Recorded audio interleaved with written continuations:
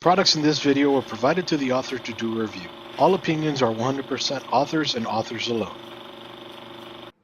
Alright guys, so now we are at the cabling portion of the build. Okay, so first off, we're going to go ahead and connect the liquid cooling unit to CPU fan number 1 up here.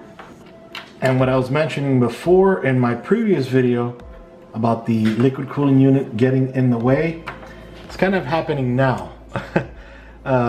And again, it's nothing wrong with this one. It's overall, it's going to happen.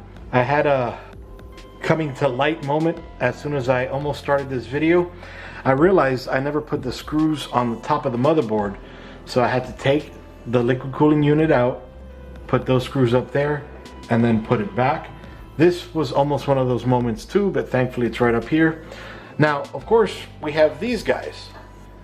Now, we could, of course, hook it up somewhere on the motherboard, but we want to make it look nice. And this video, I'm not going to walk you through 100% making it beautiful. I'm just going to walk you through getting it working. And then I'm going to go off camera and come back and show you how after I made it work, that it looks beautiful. But this part, I'm not going to leave it like that. There's a little rubber grommet right up here. And even though you can't see it,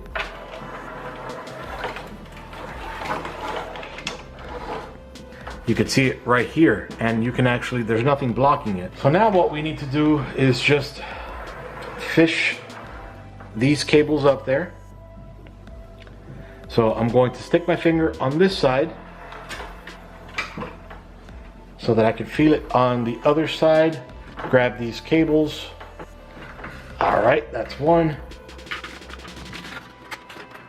Okay, and then now the second cable, I'm going to do the same thing. Just run my fingers in there, feel it, catch it, and then put it through.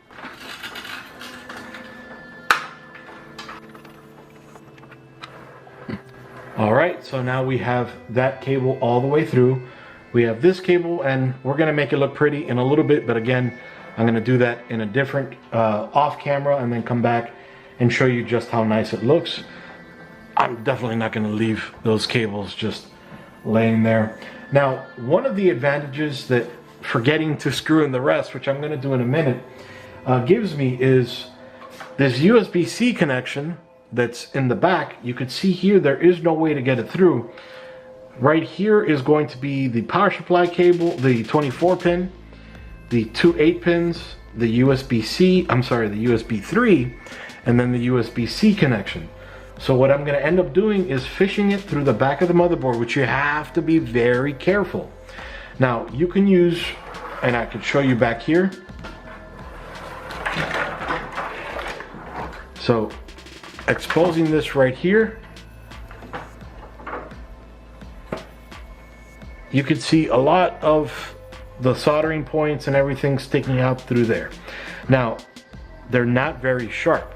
Now you have to be very careful when you fish things through there, because if it breaks through that rubber, your system's fried. But you can see that these cables are very thick.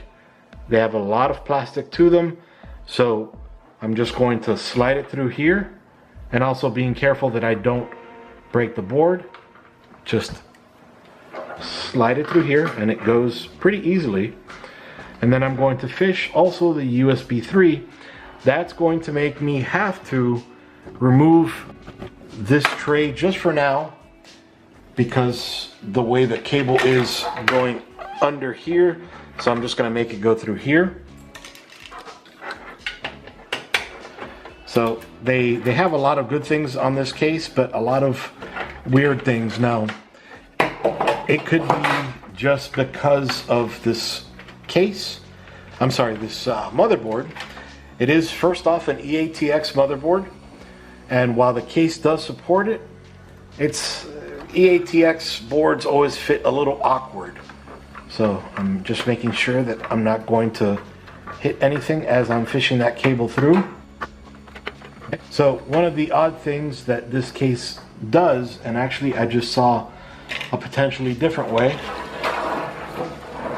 which I probably won't follow yeah, the other way is to fish the cable through here, all the way in the top right-hand corner, bring it down and then fish it around. That's gonna make things a little bit more difficult, so I'm not gonna do it that way.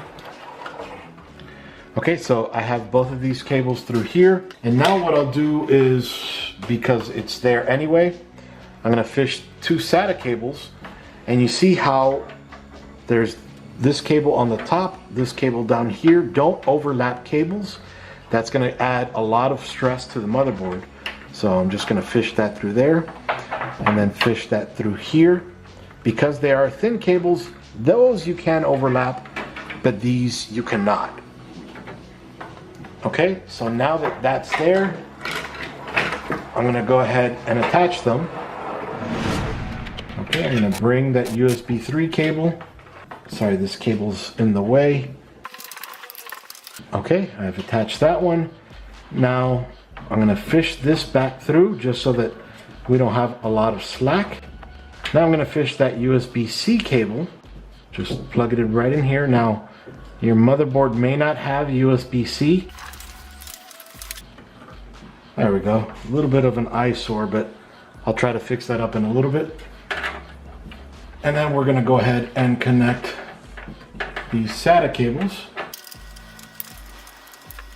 Okay, so now we're gonna go ahead and screw in the motherboard. You see there is a little tension here. Okay, nothing bad.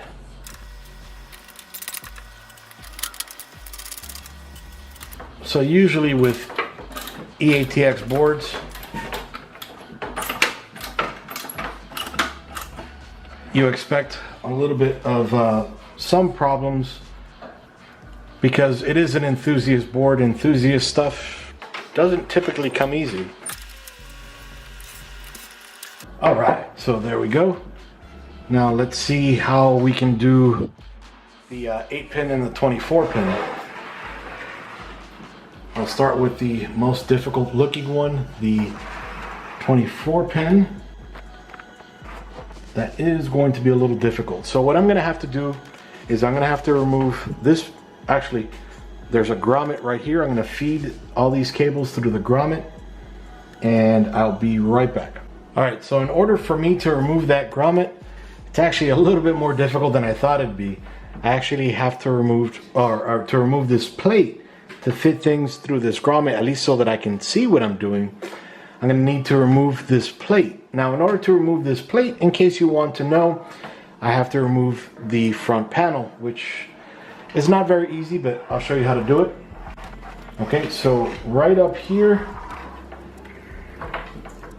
and I'm gonna have to remove all these drive trays, which shows you all the cables. Okay, there's a little knob right up here, another knob right in the middle, and then another knob right up here. I just have to squeeze those and push those through, and that's much easier said than done. So just going to, and then that's also a good way to remove the wrap that they have on the inside. Remember how I peeled off the wrap on the front? They also have one on the inside. So squeeze it and push it through.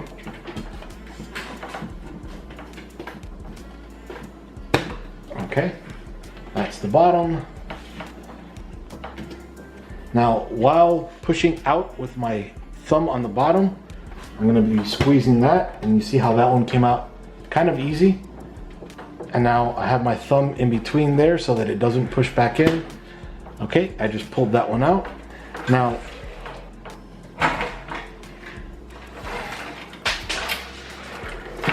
the front also has the same, but because I've already undone the other side, these just kind of pop out. Maybe you gotta push a little tiny bit. Okay, see, just pushes right out. Then the filter on the bottom, you have to just slide it out a little bit so you can remove the entire front face. Okay, so now in order to remove that, we have to remove this screw and this screw. It's probably going to be temporary, but we'll see in a minute. this is a good way to show you all the different things you can do with this case. Now I'm thinking I could fit that 24 pin through the grommet, but I'm not 100% sure because it is a smaller than average grommet. Okay, and then after removing those two, there is one more screw I need to get rid of. And that's this screw right here. It's a lot of work.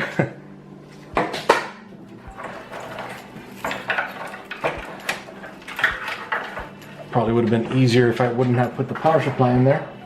Okay, now I can just fit my hand in the holes, slide it out. Okay, so this is the grommet. Now it's kind of tiny. Now I'm going to see if I can fit the 24 pin. Okay, now let's see. So I'm gonna have to remove the 4 pins because this is a 20 or a 24 so that I could fit that through there. And now I can bring that other cable through here. Now I'm not going to go ahead and screw it in just yet, just in case, because it looks like I have to fit in the 2 8 pins as well.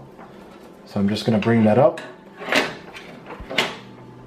and connect the 24 pin ATX connection.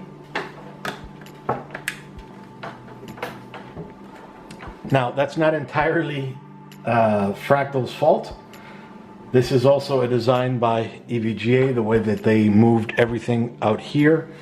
So kind of a twofer there with the problem, but that's okay, as long as we have ways around them. I'm going to also fish the 2 8 pins. Again, CPU power.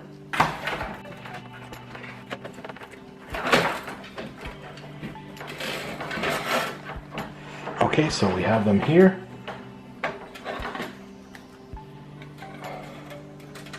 Now because the 24 pin comes on the outside, I'm going to leave this one here on the inside, and then also this one on the inside. That way the cabling just looks a little bit nicer. All right, now I'm going to toss this back here just for now. I'm not going to screw it in, just in case.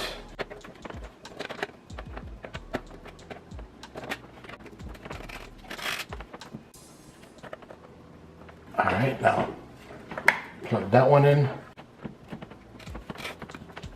and then plug this one in. All right, so both are connected. Again, I'll make it look a little bit nicer off camera. So it looks like we're good here. So now what we need to connect is the audio, then the USBs, and then the front panel header, the power, reset, and all that good stuff. So let's come around the back. I'm just pushing all those cables that I used towards that way. All right, now let's look for that front panel header. Actually, we have USB here.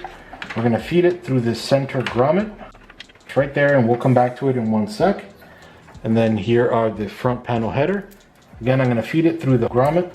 Actually, let me go underneath all these other cables. That way I don't have to fight with cables on the way up. All right, that's done. Then the front panel HD audio header. Again, I'm gonna slide it under here.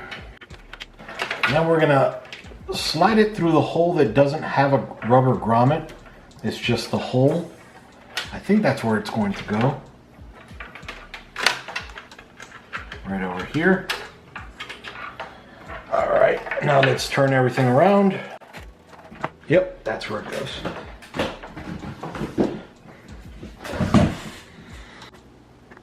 Okay, so then we're first going to go ahead and plug this guy right here.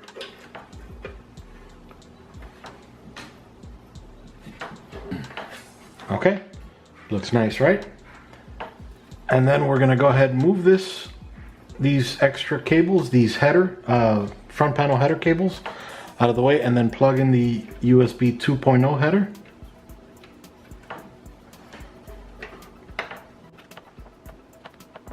Okay, now we're gonna plug in these guys.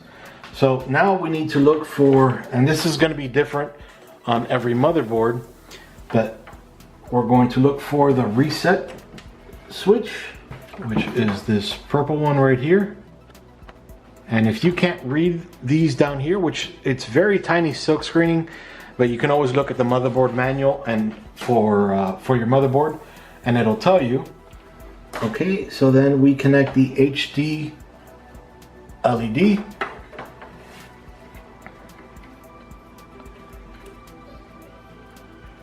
Right down here.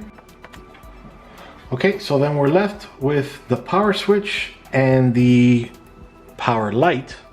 Power switch is going to be right here, the red ones. Okay, you can see connected. And now we're going to connect the power LED. We have to make sure the polarity is correct. See, this one over here is negative, and this one over here is positive. So we just have to look at the silk screening on the board, or again on the motherboard manual, and then connect them correctly. So negative is going to go on the left, on the right, sorry, and positive on the left. I'm lefty, so that makes sense. All right, so now we're good connecting here. Now we're going to connect we're going to plug in the video card. Let me zoom in up. And now I'm going to show you guys how to install a video card as well. So 1 second. Unfortunately, since I don't have a riser card, I can't put, a cable. I can't put them over here on the vertical slot. So I'm just going to install it here. I'm going to be removing these two, the second and the third thumb screw. Now, while they are thumb screws, that's a very hard place to get in with your thumbs, or with your fingers, should I say. Okay, so now we're going to be installing this bad boy. Again, the EVGA GeForce RTX 2080 XC Ultra Gaming. So this PCIe slot here is going to fit right in here. So what you do is you line up right over here with back here, and then these little stubs right here, there's actually holes back here. Actually, I forgot. This takes up 3 slots. So I need to remove the third one. Most cards take up 1, if not 2 slots. There are wider ones for extra cooling, like this one. So now we're just gonna go ahead, slide it in, and just push in. All right, so that's it, simple enough. You'll notice that little notch popped out. This right over here popped out and then back in to lock the card in place. So now we're just going to go ahead and screw that card in. So now all we need to do, I need to connect all the RGB stuff. Now, one thing about this motherboard, it is the dark motherboard, so it does not have the RGB header. I'm going to go ahead and connect the SSDs. Just going to bring these cables under everything.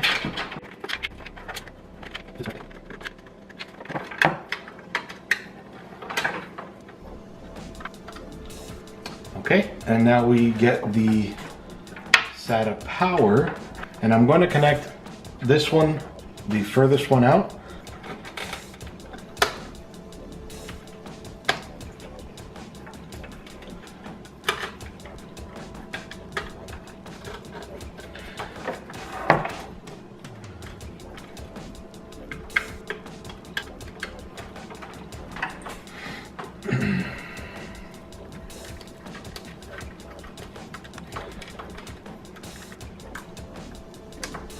All right, so we're good there. Now let's go ahead and connect this fan right over here. Okay, and then we do have to connect this guy to a fan header. So let's see if I can get one right up here through the top. I should be able to get to the CPU one right through there. I'm hoping. And good, I can. Plenty of space.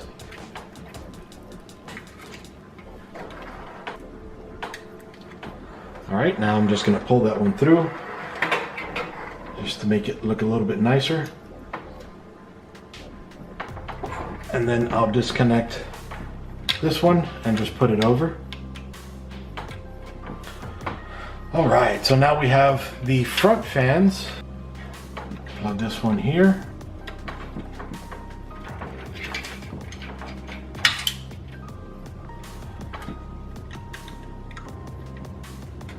This one here.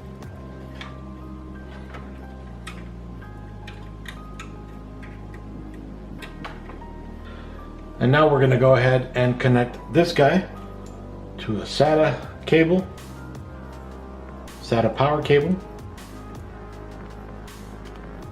And then we'll connect one of these RGB pinouts right in here.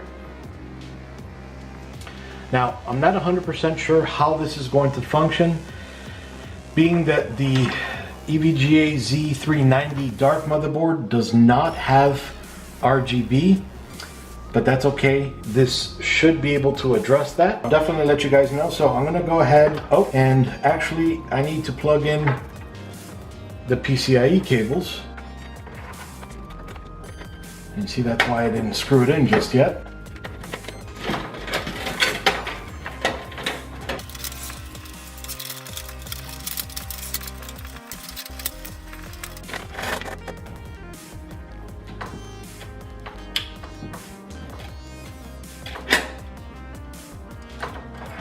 Right now, the machine works. Everything is going to function as it should. Now I just need to make it look pretty, so I'll be back in a few. All right, here she is, guys. Event horizon complete. All the cabling has been set. Now, mind you, again, because of the way I had to do that 24 pin, as well as the PCIe cables, and the two 8-pin CPU cables, I'm not 100% happy with it, but she doesn't look bad either. I was able to get the remote for the RGB right there. It is magnetic, so that kind of lends itself very well there. Now, it's not incredibly magnetic, but you know, it's magnetic. So then around here along the back, we can see the cabling. So the 5 1/4 drive bays, they help tons hiding cables. I have a little bit of a mess here and a little bit down here, but you can't see it, so it's good. You can see the cables I have coming out, and they're again hidden. I have a bundle of cable in here, that's okay. And then I have the RGB cable coming up here, and then right in here, hidden up there as well. So this has been the first time that I've done RGB cables.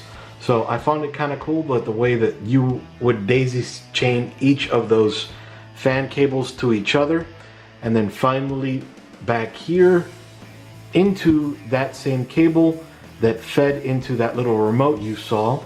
And then again, we have the power for the fan headers, or for the fan, should I say, right here. The 3 in the front and the 1 in the back. So that looks really nice. And you saw me do this before. Now, one thing that I'm kind of embarrassed about, but whatever, I'll tell you guys. I had these fans blowing down instead of sucking hot air out, so I had to flip them around. Also, as per the instructions on the liquid cooling unit, the S36, it says when you have this kind of a setup, it's best to reverse the rear fan so that it blows air in. So I guess that's to help it cool. It's going to be getting air from the back and then up here, which is okay in my layout. The way I have this set up, I have it on top of a shelf like this, not like this.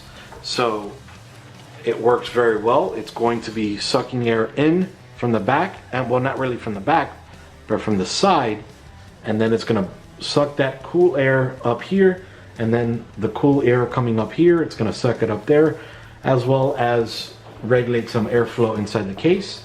Then again, you can see that remote right over here. Another thing that I didn't realize when I was doing it, the liquid cooling unit has some headers that you plug in each of these fans to. But there was also a spare one. I didn't realize where it went to.